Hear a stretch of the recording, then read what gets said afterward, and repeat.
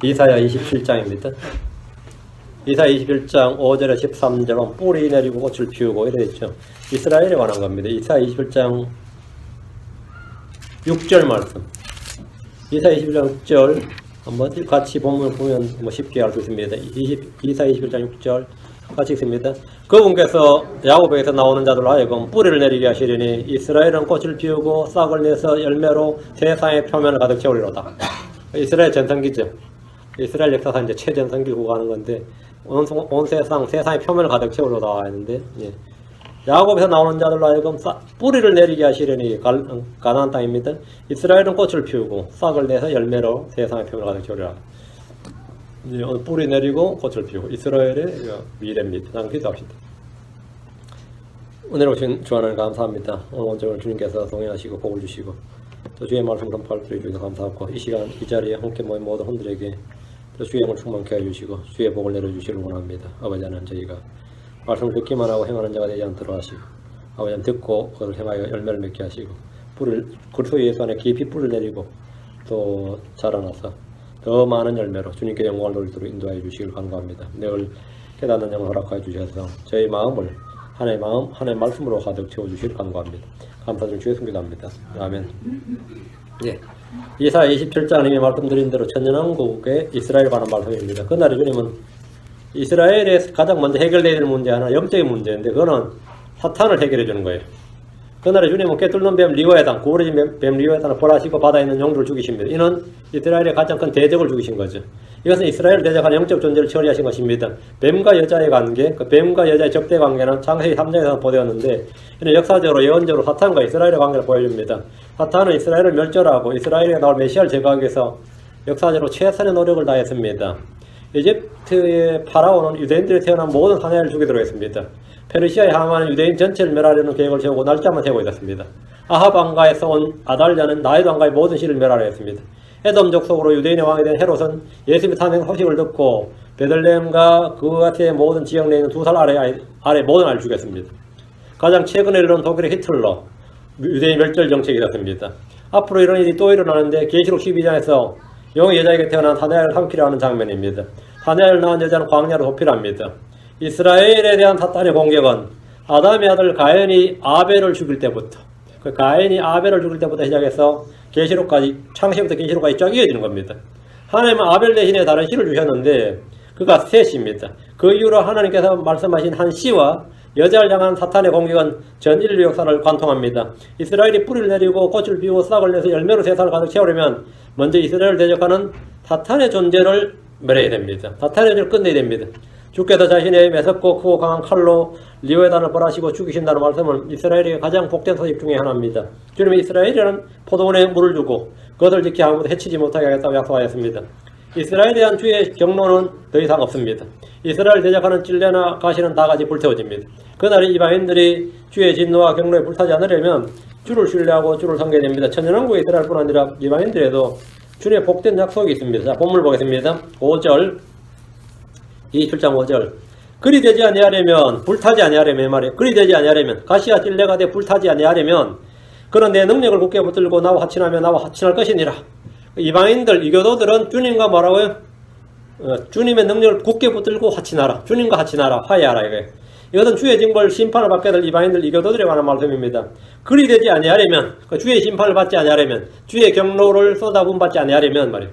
이 말은 타국인들이 주의 진노와 심판을 받지 않으려면 이 말씀입니다. 대환란이 끝난 후에 양으로 분류된 민족들은 천년왕국에 들어갑니다. 대환란 때 그들은 고난받은 이스라엘을 선대해 주면서 복을 받습니다. 천년왕국에서 이들은 주의 능력을 붙들고 주와 합친해야 됩니다. 그걸로 끝이 아니라 천년왕국에서는 주의 백성으로 살아야 돼요. 이사야 56장 나옵니다. 3절 5절. 그 천년왕국에서 이방인이죠. 천년왕국에서 이방인은 어떻게 되느냐. 이사야 56장 3절 5절.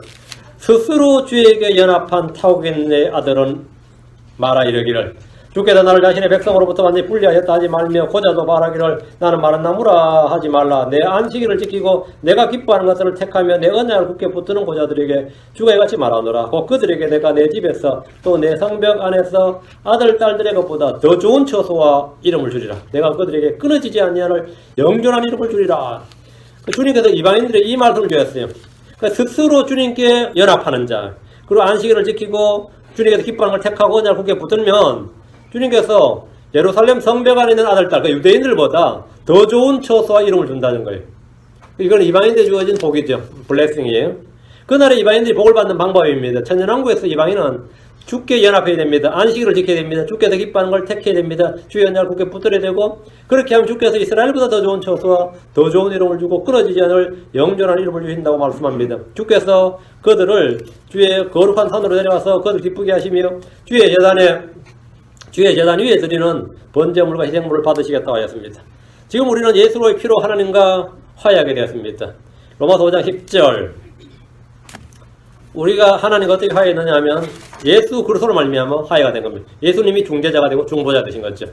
하나님과 우리는 원수관계입니다. 사람들은 다 적대적인 하나님에 대해 말을 들을 때 마음속에 적대감이 일어나요.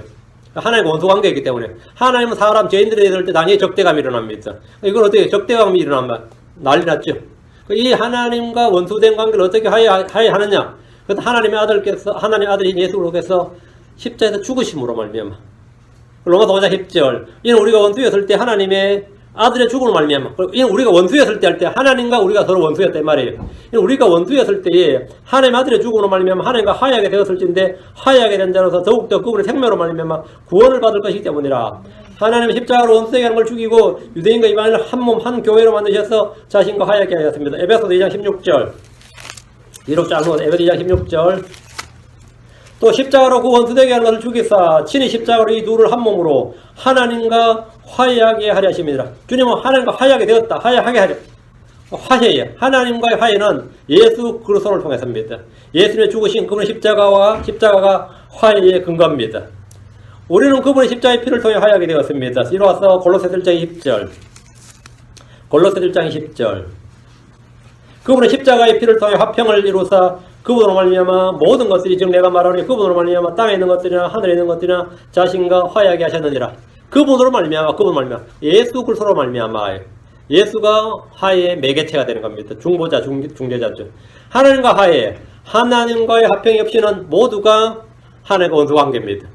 하나님 진노 아래 있는 거죠. 하나님 정죄 아래 있는 거고, 하나님과 화평이 없이는 하나님의 화평은 깃들 수가 없습니다. 하나님과 화해를 해야, 하나님과 peace with God 돼야, peace of God, 하나님의 화평이 우리 안에 임하는 겁니다. 하나님 우리 자신과 화해하게 하시고 화해케 하는 사역을 주셨습니다. 고린도후서 5장 18절 20절, 고린도후서 5장 18절 20절.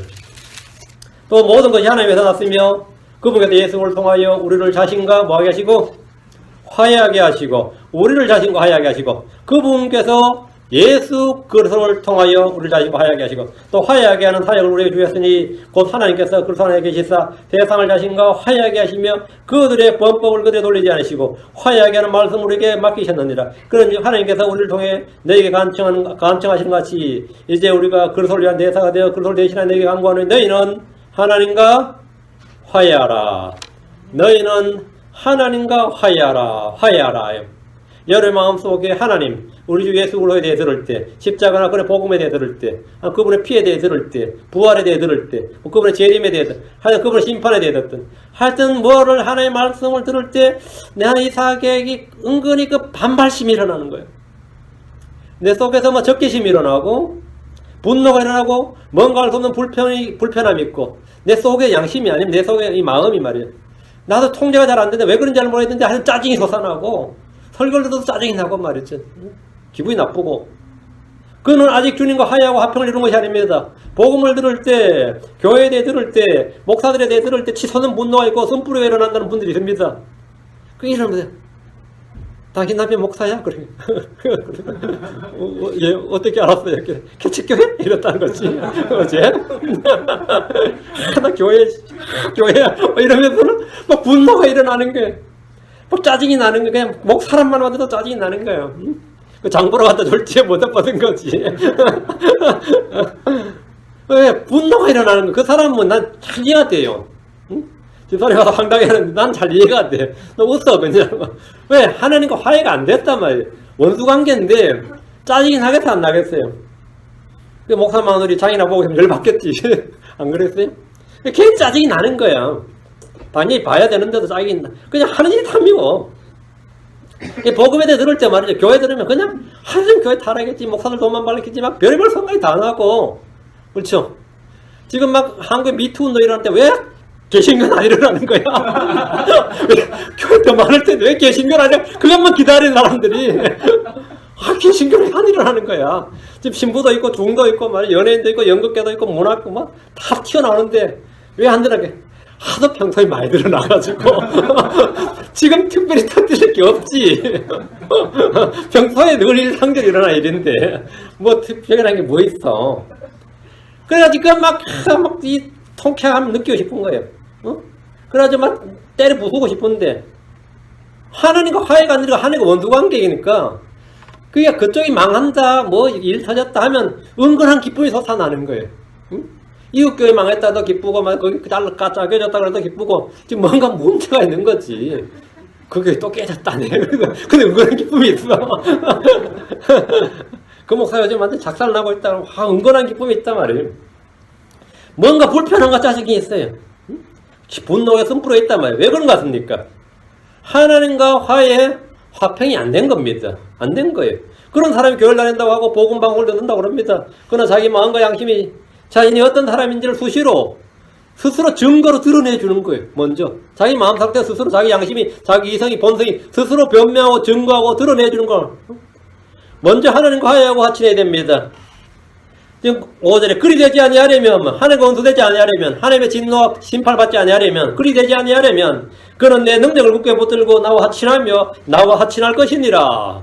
나와 하친할 것이니라. 이것은 이 시대나 다가올 시대에 사람들이 살 수 있는 방법입니다. 다시 이사야 27장 6절 그분께서 야곱에서 나오는 자들로 하여금 뿌리를 내리게 하시리니 이스라엘은 꽃을 피우고 싹을 내서 열매로 세상의 표면을 가득 채우려다. 야곱에서 나오는 자들이 이스라엘입니다. 하늘의 왕국, 그리스도의 왕국 천년왕국에서 이스라엘은 뿌리를 내리고 꽃을 피우고 싹을 내서 열매로 세상의 표면을 가득 채웁니다. 이스라엘의 최전성기, 다윗이나 솔로몬 시대는 비교할 수 없는 겁니다. 예수님이 통치하는 왕국이네. 세상 어디라도 이스라엘은 최고의 민족이. 그날에 하나님이 이스라엘을 모든 백성들보다 뛰어난 특별한 보물이 되게 하십니다. 주께서 그들을 특별한 백성들로 택하셨고 특별한 보물들로 택하셨기 때문입니다. Peculiar people, peculiar treasure. 이방인의 때가 된 후 이스라엘은 떠돌아다녔습니다. 보물은 고사하고 짓밟히는 티끌이었어요. 재와 티끌이었습니다. 어디에도 뿌리를 내리지 못했습니다. 어느 날에도 뿌리를 내리지 못했습니다. 그날에 이스라엘은 팔레스타인 땅에 뿌리를 내리고 꽃을 피우고 싹을 내서 열매로 세상의 표면을 가득 채울 것이라고 합니다. 이 말은 그날에 온 세상은 이스라엘 세상이 된다. 이스라엘판이 된다. 더 이상 이스라엘 대적하는 사탄은 없습니다. 이스라엘 대적하여 싸우려는 이방 민족들도 없습니다. 이스라엘 안에는 주께서 계시고 모든 민족들이 주의 법을 배우기에 온 세상에서 모여듭니다. 한번 생각을 해보세요. 지금 이 시대는 학문을 배우기 위해서 학생들이 미국으로 몰려옵니다. 학문을 배우기 위해서. 그게 당지. 일단 미국으로 유학 보내자 이거야. 그 자기가 뭐 좌파든 뭐 종북이든 상관없어. 지하들은 다 미국으로요. 응? 미국으로잖아요. 응? 왜 그런 것 같아요? 기술을 배우고 과학을 배우기 위해서 유명 대학을 옵니다. 근데 제일 먼저 고려사인 미국이 연극이나 영화 미술을 배우기 위해서 모여드는 곳이 있고 컴퓨터를 비롯한 최신 산업을 배우기 위해서 모여드는 곳이 있습니다. 그날에 사람들의 꿈은 학문도 아니고 기술도 아니고 예술도 아니고 상업도 아니고 과학도 아니에요. 주와 그분의 말씀입니다. 그날의 세상 사람들의 모든 꿈은 우리가 좀 배워야지. 배워야 더 잘 살지. 그 모든 지식의 근원 뭐냐? 하나님을 아는 거예요. 응? 모든 청년들, 천년왕국의 모든 청년들, 모든 사람들이 꿈꾸는 최고의 목표는 과학이나 철학이나 기술이 아니라 신학입니다. 그거 쓸데없는 거예요. 그거 배워야 쓸데없는 거예요. 물리학 쓸데없는 거예요. 생물학 쓸데없는 거예요. 하나님 알면 돼. 하나님을 알면 돼. 지금이야 신학 배운다 그러면 살기 어려울 텐데. 그래. 참 어려운 길인데. 천연왕국에서는 신학을 배워야 돼요. 신학을 배워야 돼요. 그럼 어디로 가야 돼요? 당연히 예루살렘으로 가야지. 신학을 배워야 돼. 어디를 가야 되냐? 예루살렘으로 가야지. 그거 배우는 것이 뭡니까? 삶의 질을 높이는 방법이에요. 그게 최고의 복지야. 그게 최고의 번영입니다. 하나님을 알고 그분의 말씀하는 게 뭐예요? 그날은 그거 배우는 최고예요. 사람들의 삶의 질을 높이는 방법. 사람들의 삶의 질을 높이는 것은 사람들이 만들어 놓은 학문이 아니고 주를 아는 지식입니다. 자연 만물을 아는 그 이치를, 그걸 물리라고 합니다. 그게 물리학이에요. 그 물리학이라는 것은 만물의 이치란 뜻이에요. 만물의 이치를 아는 학문이 물리학입니다. 그래서 여러분이 힘하면 뭐죠? 속도, 힘하면 이치죠. 작용, 반작용. 이게 다 물리학이죠. 제가 사실 이과를 갔어야 되는데 또 문과를 간 거야. 그게 물리학이에요. 물리학인데, 그 만물의 이치를 아는 것보다 하나님의 이치를 아는 게 훌륭한 거죠. 하나님이 만드신 것의 이치를 아는 것도 물론 그 과학이죠. 그게 물리학인데, 하나님이 만드신 것을 아는 것보다 그 만드신 분을 아는 게 더 중요하다 이거예요. 그걸 만드신 분을 아는 게 뭐냐면 하나님의 말씀을 아는, 하나님의 법을 아는 거예요. 그래 하나님 우리가 보이는 거가 보이지 않는 모든 걸 만드신 분이 예루살렘에 계신다는 거예요. 그분을 만나야지. 그러면 그걸 만나지. 그리고 우리가 하는 물리학의 법칙에 따라 만물이 움직이는 것이 아니라 하나님의 말씀의 권능에 따라 모든 게 움직인다. 그럼 뭘 알아야 되죠? 말씀을 알아야 되는 거예요. 그러니까 모든 사람들의 최고의 목표는 뭐냐면, 지식 추구는 뭐냐면 주를 아는 지식이에요. 사람을 변화시키는 것은 돈을 버는 것이 아니라 주의 법을 아는 겁니다. 세상을 변화시킨 것도 주와 주의 법을 아는 거예요. 그래서 많은 민족들이 열광하며 추구하는 것이 뭐냐? 그날에는, 지금 말고 그날에는 주 하나님입니다. 주 하나님이. 미가다 4장 2절에 많은 민족들이 오며 이르기를 오라 우리가 주의 산에 오르고 야곱의 하나님에 이르자 그분께서 자신의 길들을 우리에게 가르치실 텐즉 우리가 그분의 행로들로 걸으리라 하리니 이는 법이 시온에서 나아가며 주의 말씀이 예루살렘으로서 나아갈 것이기 때문이라. 그 사람 전부 다 오라 하면서 예루살렘을 모이는 거예요. 다 휴학 오는 거예요. 예루살렘에 오면 주의 산으로 하나님이 이르면 그분께서 자신의 길들을 우리에게 가르치실 텐데. 지금도 말했죠. 어느 분야에서나 그 분야의 최고의 대가를 만나는 것은 그 분야의 꿈이에요. 심지어 이 노래를 하는 사람도 그 분야의 최고의 대가를 만나서 사사를 받는 것은 그게 인정받는 길이고 탄탄대로야. 그렇죠. 무슨 분야든 그래요. 무슨 분야든. 나 그 사람한테 배웠다. 그 사람 연구실에 같이 있었다. 그 사람과 내가 그럼 그거 끝나는 거지. 그런데 성경 배우러 주님한테 갔다 이거예요. 그리고 하나님을 배웠다. 그분께서 우리를 가르치는, 그분께서 자신의 길들을 우리에게 가르치실 터인즉 우리가 그분의 행로들로 걸으리라. 이 말씀을 들으면 그 주님으로부터 이 말씀을 들으면, 그리고 이게 배움을 받으면 배우는 즉시 그 길로 걷는 거예요. 사람들은 이 배움이 길이 이런 게 있습니다.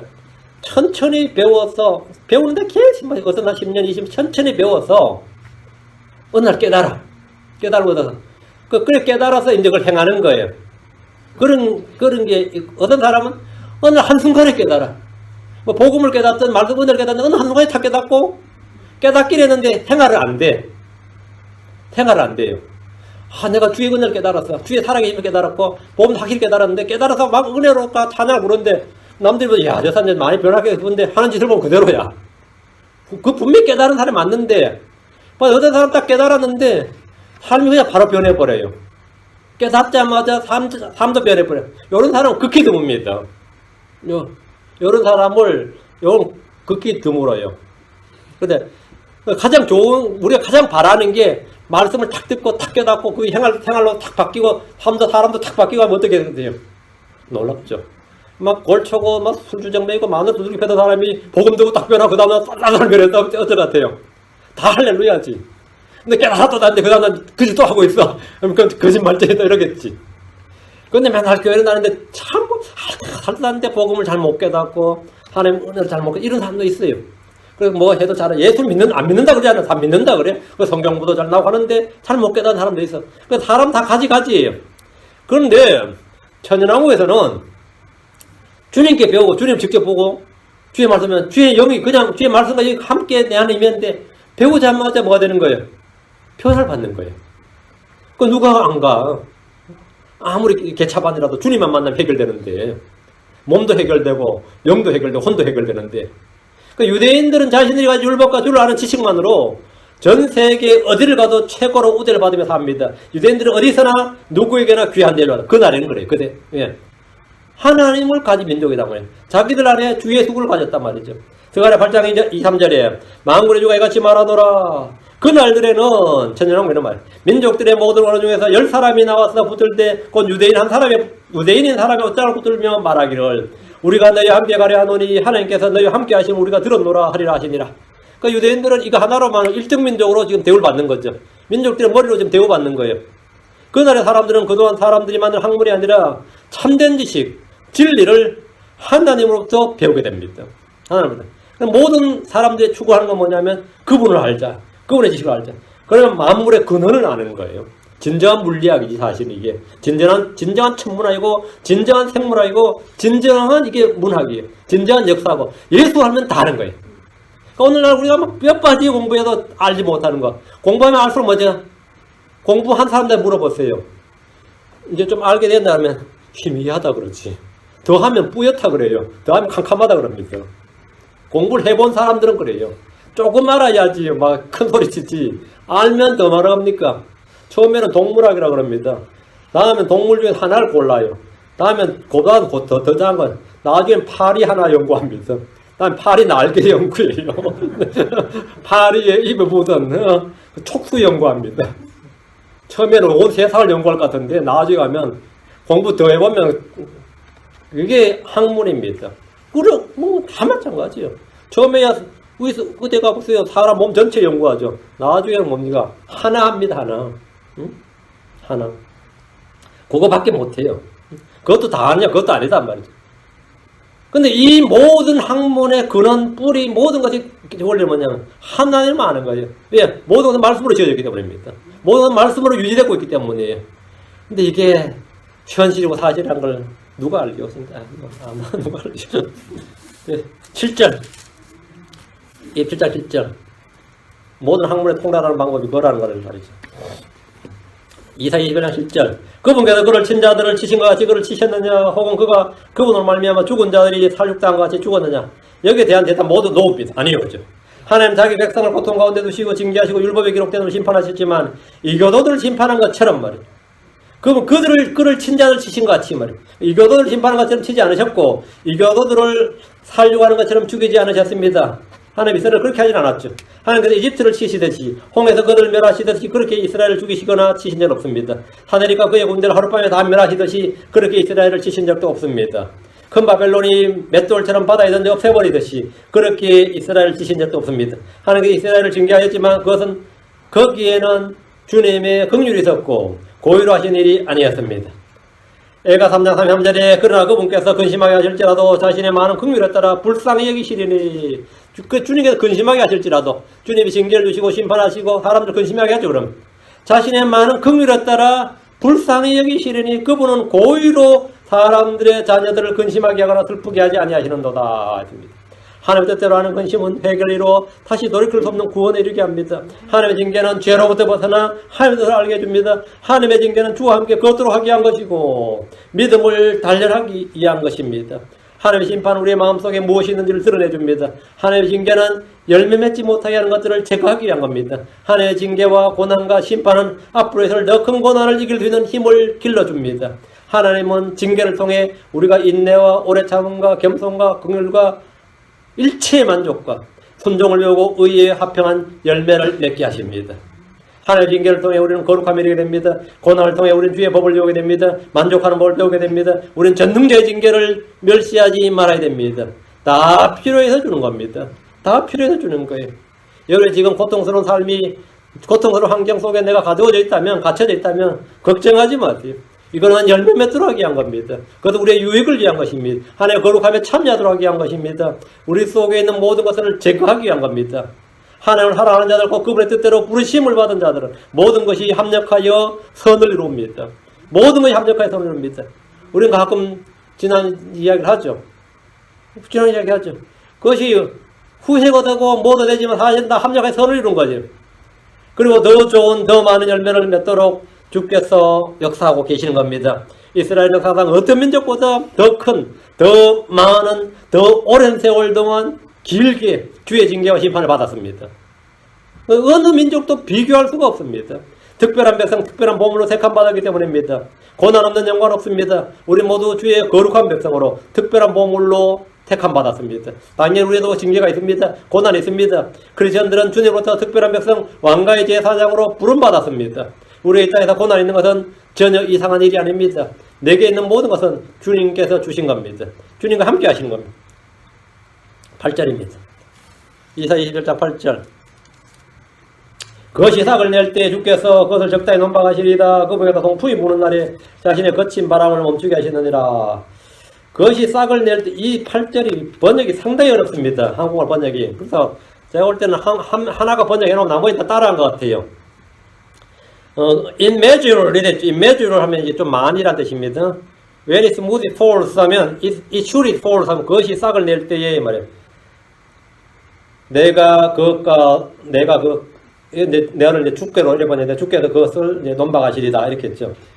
그분께서 동풍이 부는 날에 자신의 거친 말을 멈추게 하시리다 이랬는데 하나님께서 이스라엘 징계하거나 책망하실 때 고난과 심판을 집행하실 때 주님 무작정 끝내버리시는 것이 아니라 주님은 그 심판에 절제를 하십니다. 긍휼을 갖고 있단 말이죠.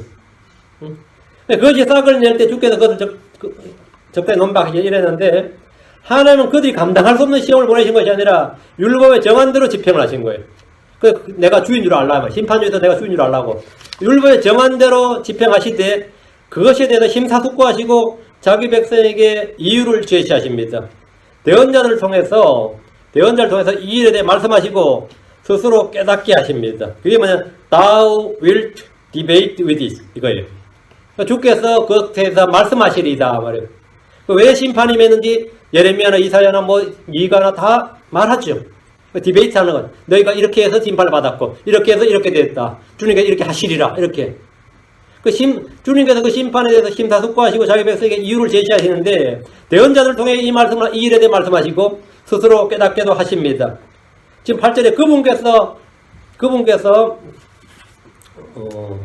동풍이 부는 날에 자신의 거처의 바람을 멈추게 하시느니라 이렇게 하신 것은 주께서 심판의 날에도 모든 걸 통제하고 계심을 보여줍니다. 동풍이 부는 날에 동풍이 분다는 말이 뭐냐면 동풍이 어떤 바람이에요? 뜨거운 바람이에요. 식물을 말라 죽게 하는 바람인데 성경에서 동풍하면 심판의 바람입니다. 동풍이 불면 기근이 임합니다. 동풍은 심판의 바람이에요. 홍해를 가를 때 불었던 바람이 뭐냐면 동풍을 불게 하셨어요. 이집트의 7년 대기근일 때 동풍으로 시작되었습니다. 그 이집트의 7년 대기근이 시작되었어요. 요나가 나 죽겠다 할 때 동풍이 불었어요. 요나 뜨거운 동풍을 맞을 때 해와 더불어 부는 바람으로 인해서 스스로 죽길 바라며 사는 것보다 죽는 것이 내게 더 낫나이다 이러면서 하나님께 막 항의를 하는 장면이 있죠. 사는 것보다 죽는 것이 내게 더 낫나이다. 요나가 얼마나 고생스러웠으면 그 말했겠어요. 근데 일상에서도 그리스도인들이 고난 나오면 이런 생각을 많이 합니다. 주여 사는 것보다 죽는 것이 내게 더 나이다. 모세도 이랬고 엘리야도 이랬고 요나도 이랬고 욥도 이랬고요. 이랬어요. 에스겔 19장 2절에 보면 동풍이 어떤 바람이 잘 나오는데 에스겔 19장 2절에 19장 12절 그러나 그녀가 경로 중에 뽑혀 땅에 내던져짐에 동풍이 그녀의 열매를 말리고 그녀의 강한 막대기들은 부러지며 말라 불에 소멸되었으며 동풍이 그녀의 열매를 말리고 동풍이 그녀의 강한 막대기를 부러뜨리고 불에 소멸된다. 동풍이 이런 바람이에요. 심판의 바람이에요. 그러니까 주님은 동풍이 부는 날 자신의 거친 바람을 멈추게 하신다고 합니다. 이 말은 주께서 심판의 강도를 조절하고 계시다 이 말이죠. 그러니까 주님께서 우리가 감당할 수 없는 시험을 허락하지는 않으시는 거죠. 왜? 주님께서 뭐 한다? 그분의 동풍이 부는 날 자신의 거친 바람을 멈추게 하시느니라. 그러니까 야곱의 고난과 대환란이 전무후무한 고난인 것은 맞지만 그 가운데서 주님은 그들에 대한 방관자로 계신 것이 아니라 그것들을 멈추게 하신다. 조절하신다. 주님께서 통제하고 계신다. 9절입니다. 그러므로 이것으로 말미암아 야곱의 굴복이 깨끗하게 되며 이것이 그의 죄를 제거하는 모든 열매가 되나니 그분께서 제단의 모든 돌을 쳐서 산산조각 난 석회암 같게 하실 때에 작은 숲과 형상들이 서지 못하리라. 이스라엘 땅에 이제 모든 형상은 다 제거되는 거예요. 이것은 뭐냐면 이것으로 말미암을 때 그러므로 이것으로 말미암아 야곱의 굴복이 깨끗하게 되며 야곱의 굴복은 이것이 뭐냐면 야곱의 고난 주의 날입니다. 대환란이에요. 야곱의 고난을 통과해야 야곱은 깨끗하게 굴복이 연결하게 돼요. 이스라엘은 대환란을 통과함으로 말미암아 굴복이 깨끗하게 됩니다. 우리는 예수 그리스도의 피로 말미암아 깨끗하게 됐죠. 우리는 대환란을 통과 안 합니다. 이스라엘 야곱의 고난을 통과해야 돼요. 야곱의 고난을 통과해서 야곱의 굴복이 깨끗하게 된다. 왜요? 이 고난을 통해서 주 예수를 영접하게 되는 거죠. 회개하고 영접하게 되는데 고난의 유익입니다. 고난을 통해 그들은 주께 부르짖었고 주의 구원을 바라며 기도했습니다. 그들은 기도를 쏟아부었어요. 그들은 고난 중에 주를 찾았고 주의 도움을 구했습니다. 그들은 고난 중에 주의 긍휼과 강한 손을 체험했습니다. 그날에 죄와 더러움을 씻는 셈이 열리는 겁니다. 스가랴 13장 1절에 그날에 죄와 더러움을 씻게 하는 셈이 다윗의 집과 예루살렘의 거주민들을 위해 열리리라. 그것은 다 주 예수 그 이름으로 침례를 받는 겁니다. 대환란을 통과하면서 야곱의 불법이 깨끗하게 되고 고난이 그의 죄를 제거하는 열매가 된 겁니다. 민수기 23장 21절 민수기 23장 21절 그분께서 야곱 안에 불법을 보지 아니하시며 이스라엘 안에서 잘못을 보지 아니하였도다. 주 그의 하나님께서 그와 함께 계신뒤 왕이 외치는 소리가 그들 가운데 있도다. 언제 같아요? 주 그의 하나님께서 그와 함께 계시니 왕의 외치는 소리가 그들 가운데 있도다. 이게 바로 예루살렘 안에 예수님 왕자에 딱 앉아 계시는 거죠. 발람이 예언한 이 말씀은 천년왕국 때 주께서 이스라엘에 왕자에 앉아 계신 바로 그 모습입니다. 주 그의 하나님께서 그와 함께 계시니 왕의 외치는 소리가 예수를 소개한 말이에요. 그들 가운데 있도다. 근데 그날은 주님께서 뭘 안 보신다고? 이스라엘에 불법을 보지 않으시고 잘못을 보지 않는다. 이미 다 제거됐단 말이에요. 불법이 깨끗하게 되고 제거됐단 말이죠. 재림하신 주님은 그들과 함께 계시고 왕의 외치는 소리가 이스라엘 한가운데 있습니다. 여기서 왕은 주 예수 그리스도이십니다. 그날에 이스라엘 불법과 죄나에 보지 않게 됩니다. 보이지 않는다. 주님께서 다 제거하셔서 이스라엘 죄는 완전히 씻음받았습니다. 완전히 제거되었어요. 예레미야 50장 20절 주가 말하노라 그 날들과 그때에 이스라엘의 불법을 찾을지라도 아무것도 없을 것이며 유다의 죄들을 찾을지라도 찾지 못하리니 내가 남겨놓는 자들을 내가 용서하리라. 불법을 찾아도 못 찾는다잖아요. 유다의 죄들을 찾을지라도 찾지 못하리니 완전히 깨끗하게 제거된 거죠. 완전히 씻음받은 겁니다. 이스라엘 불법과 죄가 정결하게 된 때에 그 땅에는 제단의 돌들을 쳐서 산산조각내어 석회암 같게 하십니다. 사람들이 인류 문화유산으로 지정하고 위대한 예술품을 지켜 세워도 그날 다 부서집니다. 그날 그것들 다 부서집니다. 작은 숲과 형상들 여기 서지 못합니다. 다 부서집니다. 그날에 이 땅의 우상들이 모두 제거됩니다. 10절 그러나 방벽을 세운 도시가 황폐하게 되며 처소가 버림받아 광야같이 될 터인즉 송아지가 거기에서 먹고 거기에서 누우며 거기에 나뭇가지를 먹어 없애리라. 이 구절에 방벽을 세운 도시가 어느 도시를 말하는 건지 의견이 분분합니다. 어떤 분들은 이제 예루살렘이라고 그러고 어떤 이들은 로마라고 그러고 어떤 이들은 큰 바빌론이라고 합니다. 지금 본문은 이스라엘 거주민들에 관한 것이 9절도 그렇고 11절도 그렇고 이스라엘 거주민들에 관한 겁니다. 그렇다면 이 도시는 예루살렘입니다. 대환란 예루살렘을 황폐하게 됩니다. 그날의 예루살렘은 영적으로 소돔과 이집트 같은 곳이고 이방인들에게 짓밟히는 도시입니다. 예루살렘이 황폐하게 되고 버림받아 광야하게 된다는 것은 주께서 오실 때까지는 필연적입니다. 근데 10절 그 다음에 해석이 좀 어려워요. 송아지가 거기에 먹고 거기에 누우며 거기에 나뭇가지를 먹어 없애리라 이랬죠. 송아지가. 왜 갑자기 송아지가 생뚱맞게 나오나 이 말이죠. 여기서 송아지는 이교도들을 말합니다. 성경에는 사람을 비하는 동물들로 사자가 나오고 사자들, 개들, 늑대, 돼지, 뱀들, 독사들이 나오는데 송아지들도 그 중에 하나입니다. 바산의 함소들 하면 바산의 주민들을 말해요. 너희 개들아 하면 뭐냐 이방인들, 이교도들, 개들, 돼지들이 나오죠. 뱀들아 하면 바리새인들, 뱀들아, 독사들아 이런 게 나올 때 이제 이 사람들 동물 할 때 송아지 나오는데 10편 68편 3일절 보시죠. 이제 성경을 자의주로 해석하면 되고요. 성경 말씀 물어가지고 10편 68편 3일절 창을 든 병사의 무리와 여기 언더라인 황소 때와 백성들의 송아지들을 함께 꾸짖으시되 이거 언더라인 창을 든 병사의 무리와 뒤에 보세요. 황소 때와 백성들의 송아지들을 함께 꾸짖으시되 각 사람이 은족을 가져오며 복종할 때까지 그리하소서. 주께서는 전쟁을 즐기는 백성을 흩으소서. 황소 때와 백성의 송아지들이 나오죠. 그날에 예루살렘은 나뭇가지조차 없는 황폐한 도시가 되고 만다는 말입니다. 예루살렘은 유대인이 전혀 없는 날이 됩니다. 송아지들이 그걸 먹어 치운단 말이죠. 자, 거기다 계속 나옵니다. 11절 연결됩니다. 거기에 작은 가지들이 시들면 꺾이리니 여인들이 와서 그것들을 불사르리라. 그 백성 깨닫지 못하는 백성으로 그것을 만드신 분께서 그들을 만드신 분께서 하나님이죠. 이스라엘 만드신 이스라엘 창조하신 분 하나님입니다. 그들을 만드신 분께서 그들에게 긍휼을 베풀지 아니하시며 그들을 지으신 분께서 그들에게 호의를 베풀지 아니하시라.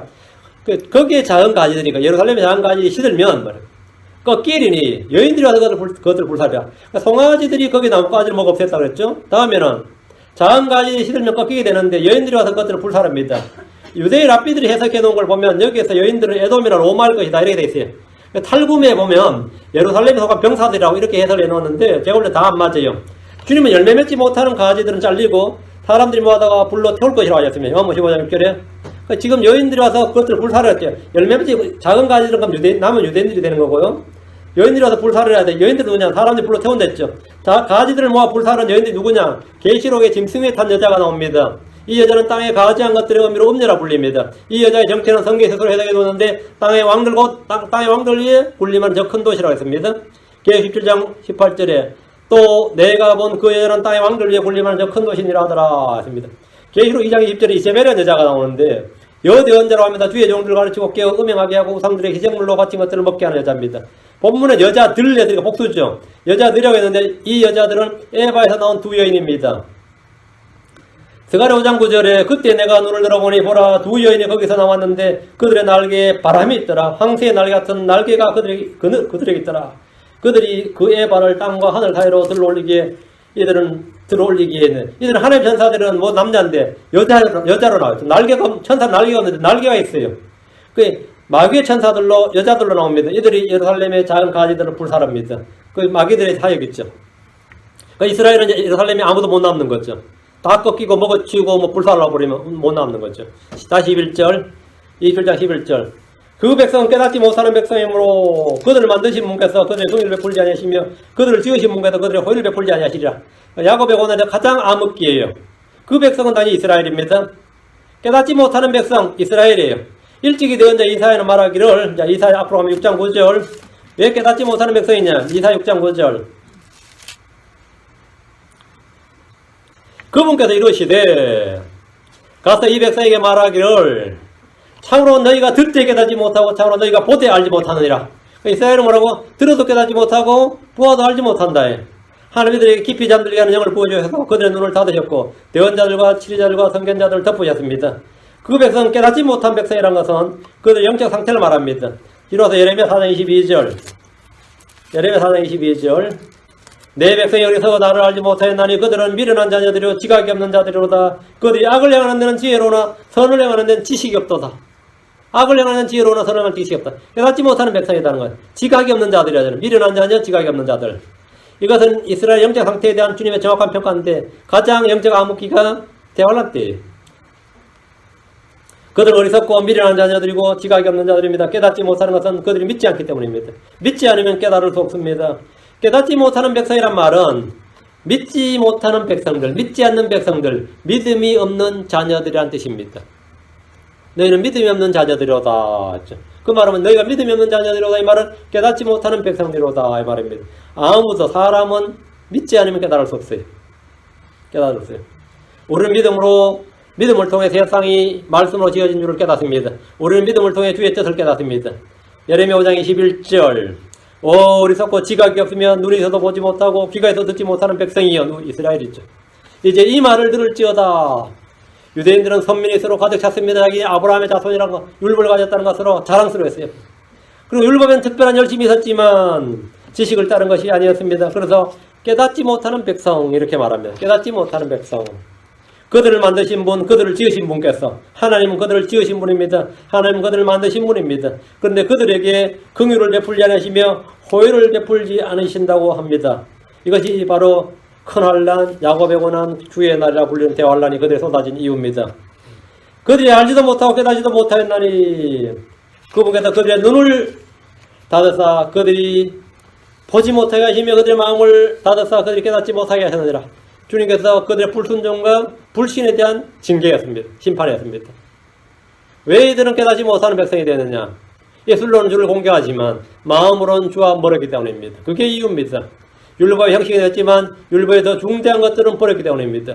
이들은 아브라함의 후손으로 택함받았고 복을 받았지만 깨닫지 못해서로 멸망하는 짐승과 같았습니다. 그래서 성경 말하기를 시편 92편 6절에 짐승 같은 자는 알지 못하며 어리석은 자도 이것을 깨닫지 못하나이다. 짐승 같은 자를 알지 못하며 어리석은 자는 깨닫지 못한다. 시편 49편 20절에서 존귀한 가운데 가면서 깨닫지 못하는 사람은 멸망하는 짐승과 같도다 했습니다. 이스라엘이 그랬습니다. 12절입니다. 너 이스라엘 자손들아 그날에 주께서 강의 수로로부터 이집트의 시내 이르기까지 치시고란 단어 밑줄 요게 스트라이크 뭐 이런 게 아니고 beat off죠. beat off입니다. 때려가지고 뭘 떨어뜨린다는 말이에요. 여러분이 나무에 열매가 열리면 나무 열매를 어떻게 따죠? 막 때리면 어떻게 되죠? off 되죠. beat off입니다. 그날에 주께서 강의 수로로부터 이집트 시내까지 이르기까지 치시고 뭐냐면 거기에 이집트가 나무라면 이집트를 흔들면 뭐가 떨어지겠죠. 거기 있었던 이스라엘은 다 떨어져 나온단 말이에요. 너희를 하나하나 모으시라. 열매가 떨어져 나오면 농부 열매를 모으죠. 그게 빅 오프입니다. 한국말로 살짝만 하는데요. 의미를 정확히 알아주시고요. 주님께서 너희 이스라엘 자손들아 이렇게 말씀하셨는데 그들은 지금 이스라엘 땅 예루살렘 없어요. 그렇죠? 그들 이스라엘 지금 없어요. 그럼 모아야죠. 그들을 영원히 버리지 않으셨기 때문에 주님께서 이스라엘 자손들아 하면서 하나의 분노는 잠시 동안이었어요. 7년 내할래는 한시 동안이었고 잠시 동안이었고 더 이상 그분 안에 경로가 남아있지 않습니다. 광야로 도망갔던 자들은 42개월 뒤에 돌아옵니다. 타이나 계곡이나 상으로 도망갔던 자들도 돌아옵니다. 온 세상에 흩어졌던 민족들 가운데 흩어졌던 자들도 주께서 모으십니다. 너희 이스라엘 자손들아 외치시면 주님이 이렇게 외치시면 어떨 것 같아요? 이스라엘 자손은 그 말을 다 들어요. 텔레폰이 없는데도 라디오나 TV 아니라 그냥 들려. 주께서 너희 이스라엘 자손아 하면 그날 이집트에 살던 이스라엘 자손이 그냥 들려. 그 짐 싸서 나 돌아갈래 그런다는 거죠. 그 이웃집 아저씨가 왜 가려 그러냐 여기 잘 사는데 가면 주님께서 나를 부르셨다 이 말이에요. 그러니까 주님께서 그날 너희 이스라엘 자손들아 하면 온 세상 모든 민족 어디에 살던 사람들이 그냥 주의 음성을 듣고 그리로 가는 거예요. 꾸역꾸역 다 전부 다 이스라엘 팀 팔레스타인으로 가는 거예요. 그들이 어디에 있던 그 음성을 듣고 마치 귀소본능이 발동한 짐승들처럼 모두가 가나안 땅으로 되돌아갑니다. 장관이겠죠 이거. 모두 되돌아옵니다. 근데 그날의 주의 강의 수로로부터 이거 뭐냐면 그날의 주께서 강의 수로부터 유프라테스 강입니다. 일대 시대까지 나일강이에요. 유프라테스에서 나일강까지 말이에요. 치시고 주님께서 막 치시면 너희를 하나하나 모으시라. 이집트에 있던 모든 이스라엘이 돌아온다는 말이에요. 바빌론에서부터 이집트까지 모든 이스라엘이 다 돌아와요.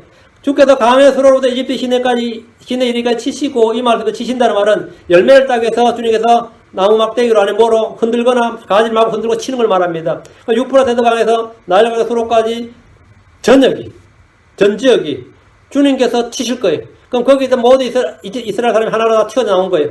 그럼 거기에 모였던 이스라엘 백성들을 그 열매가 되는 거죠. 두룩 떨어져 나올 것이고 그것들 농부가 열매를 모든지 하나하나 모아서 팔레스타인 땅으로 이래 되는 겁니다. 13절 그날에 큰 나팔 소리가 울리리래. 아시리아 땅에서 멸망하게 된 자들과 이집트 땅에서 쫓겨난 자들이 왔어. 예루살렘의 거룩한 산에서 주께 경배하리라. 이제 치셨다 그러니까 이제 이집트 땅에서 아시리아 땅, 이스라엘 땅, 이집트 땅에서 쫓겨난 것처럼 되네. 주님께서 끌어모은 거죠. 그날에 큰 나팔 소리가 울리리네. 그날에 큰 나팔 소리가 울린다고 하는데 우리 주님께서 정확히 말씀을 해주셨습니다. 마태복음 24장 31절 환란장이죠. 마태복음 24장 25장 대환란장이에요. 마태복음 24장 31절 그가 큰 나팔 소리와 함께 자기 천사들을 보내리니 그들이 그의 선택받은 자들을 하늘 끝에서 저 끝까지 사방에서 함께 모으리라. 유대인 이스라엘을 모은다는 말입니다. 사방에서 그들 함께 모으리라. 지금 이거하고 이사야 21장 13절 정확히 같은 말이에요. 하늘에서 온 땅에 흩어진 이스라엘을 다시 모은다는 것은 내언자들마다 선포한 말씀입니다. 우리 주님께서 직접 말씀하셨습니다. 큰 나팔 소리가 울리면 아시리아 땅에서 멸망하게 된 자들과 이집트 땅에서 쫓겨난 자들이 와서 예루살렘의 거룩한 산에서 주께 경배합니다. 다 이리로 모입니다. 약속이 난 듯이 이리로 모여요. 너희 이스라엘 자손들아 이 말이 큰 나팔 소리와 함께 울리는 거예요. 그러면 이방인들은 못 들을지 몰라도 이스라엘 사람 그 말을 다 듣습니다. 희한하게 그 말이 다 들려요. 주의 음성은 해가 말이죠. 모두 땅 끝까지 다 비치는 것처럼 주의 말씀은 쫙 빛의 선율이에요. 그들 모두 다 전해져요. 그들이 전부 다 하나같이 예루살렘으로 돌아와서 주 앞에 거룩한 산에 주께 경배한다 이거예요. 정말 멋진 장면입니다. 스펙테클하지. 백성이 없는 왕국, 자기 백성이 없는 왕이란 없습니다. 예수님 왕대에 앉으시고 진의 왕국을 통치하실 때 그분의 백성이 다 모이게 되는 것은 당연한 일입니다. 다시 모인 유대인들은 예루살렘의 거룩한 산에서 주께 경배합니다. 전에 그분을 십자가에 못 박았고 그분을 찔렀던 자들이 그분을 보게 될 뿐 아니라 주 하나님을 알고 슬피 울며 회개하고 주께 경배하게 되는 겁니다. 경배, 이게 완전한 회복이에요. 이게 시작입니다. 우리는 그 전에 주의 음성을 듣습니다. 그 전에 이리로 올라오라 하는 음성을 듣습니다. 이리로 올라오라.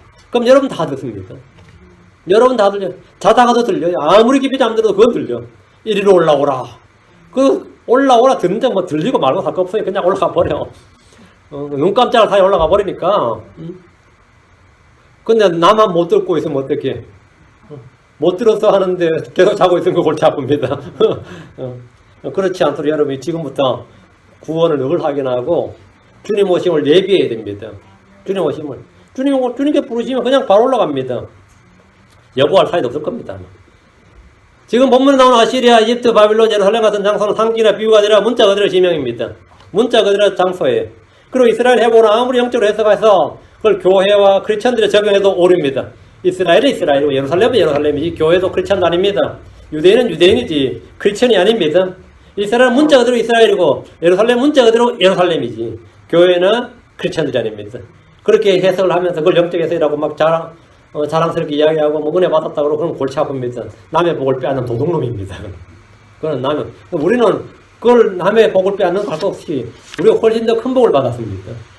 우리는 크리스천들은 그보다 훨씬 더 큰 복, 하늘에 속한 모든 영적인 복을 받았기 때문에 뭐 부러워할 것도 없고 시기할 것도 없고 질투할 것도 없습니다.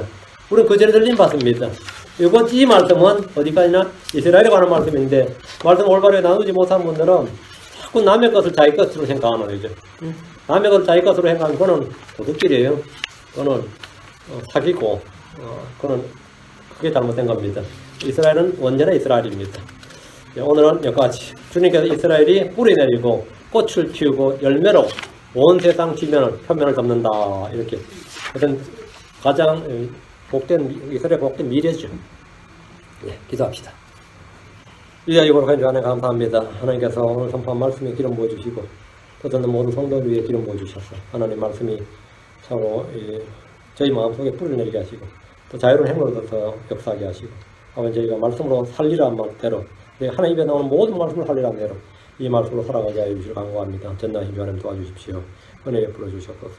참 저희가 가치관이 혼자한 세상에 살고 있습니다. 그리고 저희가 세상을 바라보지 않고 언제나 주님을 바라봅니다. 사람들의 말에 귀를 열지 않고 하나님의 음성에 귀를 열립니다. 자기 생각대로 살지 않고 주의 법에 주의 판단을 따릅니다. 아버지 하나님 저희가 주님께서 저희를 단단히 박힌 목과 같이 해주셔서 언제나 하나님의 말씀 우리 주 예수 그리스도 안에 거하게 해주시옵소서. 저희가 주님보다 길에서 벗어나지 않도록 인도해 주시고 아버지 헛된 것에 마음을 쏟지 않도록 해주시고 간구합니다. 저희가 단순한 마음과 진실함으로 또 신실한 믿음으로 언제나 주를 향한 선한 믿음의 고백을 하고 또 주를 영화롭게 할 수 해주시길 간구하고 하늘에 속한 모든 복을 주시옵소서. 감사드리며 죄송합니다. 아멘. 아멘.